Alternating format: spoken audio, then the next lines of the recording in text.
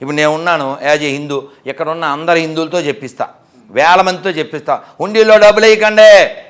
ఒక పాస్టర్తో చెప్పించు దశమగలు ఇవ్వక్కర్లేదు అని, వాళ్ళ దేవుడికి శక్తి లేదు, వీళ్ళని పోషించలేడా. ఓ జోక్, నన్ను నిన్న ఒక వీడియో చూశాను. వాడు ఏమంటున్నాడంటే, సార్ ఇలాగ కూలి నాలి చేసి మీకు దశంభాగాలు ఎందుకు ఇస్తే వాళ్ళు ఎలా బతకంటే దేవుడిపై ఆధారపడమని చెప్పండి అన్నాడు. వీడు ఆధారపడచ్చుగా, వీడు ఆధారపడచ్చుగా. మిమ్మల్ని ఇందాక ఒక ప్రశ్న అడిగిన నేను, అంటే ఏమనంటే ఇప్పుడు ఈ ఎవరైతే మొక్కుతున్నారో, ఇప్పుడు వీళ్ళు మొక్కుతున్నారు, ఎవరు క్రైస్తవులు మొక్కుతున్నారు వాళ్ళ దైవాన్ని, హిందువులు వాళ్ళ దైవాన్ని మొక్కుతున్నారు.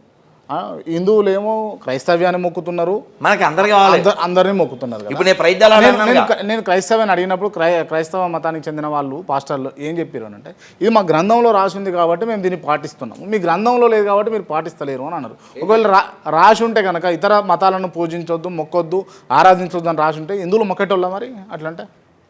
అసలు మనకు అది నేర్పరు. మంది విశ్వజనీనం కదా, మంది సార్వజనీనం. దానికి రుజువు ఏంటి చెప్పు?